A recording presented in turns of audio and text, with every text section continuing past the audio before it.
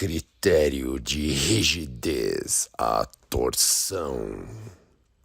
Bacana demais, então a gente está progredindo aqui no estudo de eixos de transmissão de potência e eu vou te apresentar um critério que ele é alternativo ao critério da ASME e ao mesmo tempo é um critério muito útil para dar suporte a projetos que utilizam o critério da ASME como fundamentação.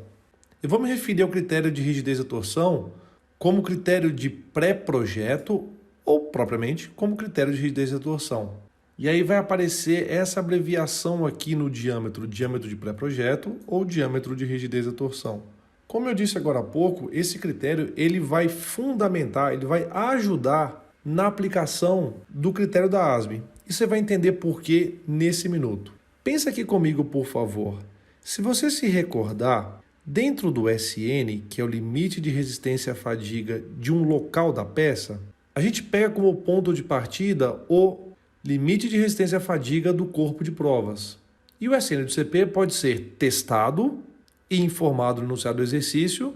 E se isso não acontecer, a gente pega o SN do CP das tabelas que contém os valores médios dos corpos de prova sujeitos ao ensaio de R.R. Moore. Pois bem, aí o que a gente faz é corrigir alguns fatores para compensar a questão da peça ser utilizada de uma forma e o corpo de provas ter sido testado de uma outra maneira. Daí vem os fatores de correção. E aí a gente usa a equação de Marin, que a gente pega o SN do CP e corrige por vários fatores que modificam o limite de resistência à fadiga. Essa é a equação de Marin. E aí eu fiz uma brincadeira com vocês que eu chamei de regra de Maluf, que vocês só vão corrigir aquilo que for necessário. Se lembram disso? Então, legal. Então, deixa eu me concentrar naquilo que é relevante para mim nesse momento. Concordam comigo que, eventualmente, eu vou precisar do fator de correção de tamanho?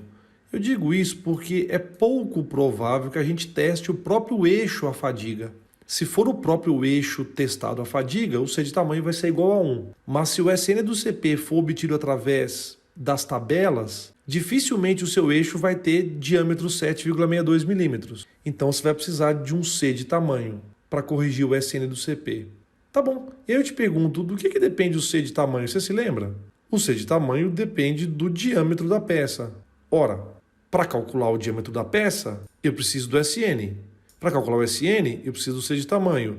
Para calcular o C de tamanho, eu preciso do diâmetro da peça. Então vira um loop, que para calcular o C de tamanho, eu preciso do diâmetro da ASME. Deu para entender aqui como é que funciona essa interdependência?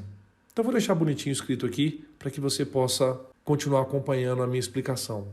Agora, na videoaula passada, você deve se lembrar que nós estudamos o cálculo do KFF. E o cálculo do KFF dependia se havia algum elemento fixado, vou deixar assim abreviado, tá?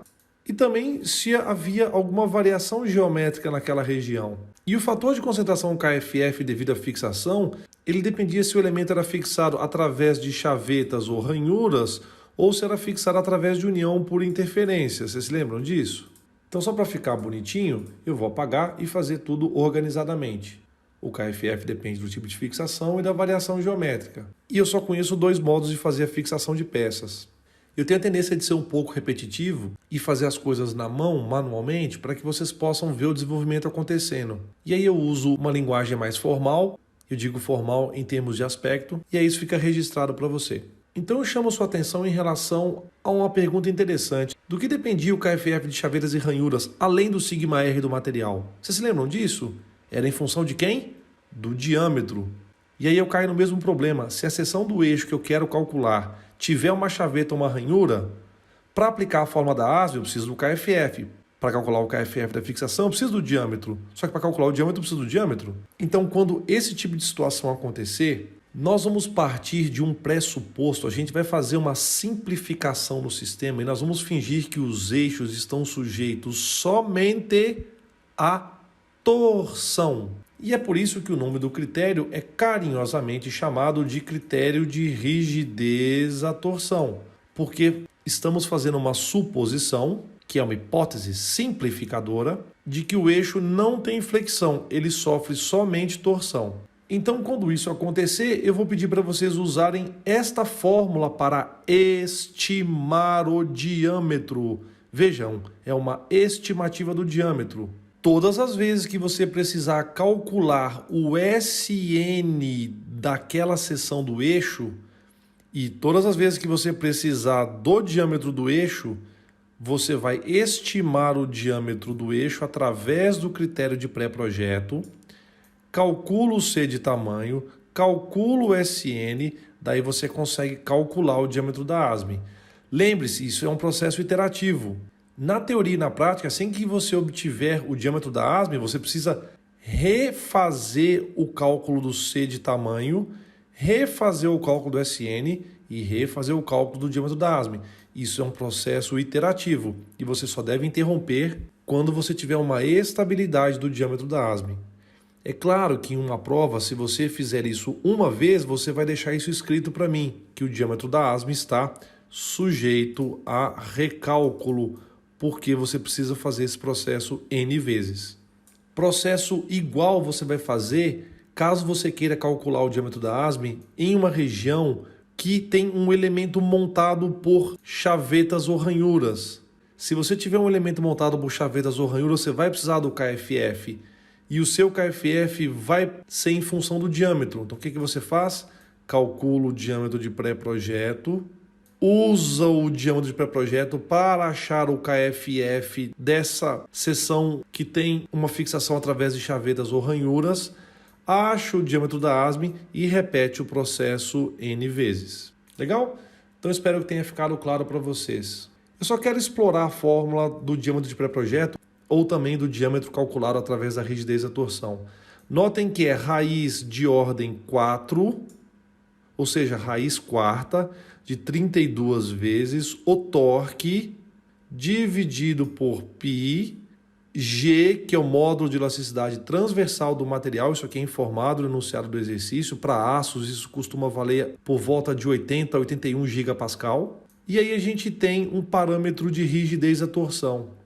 Esse parâmetro de rigidez da torção, caso ele não seja fornecido no enunciado do exercício, você pode obter através dessa tabela. E aí você pode me perguntar, mas professor, como é que eu vou descobrir a condição do momento fletor? Normalmente eu informo no enunciado.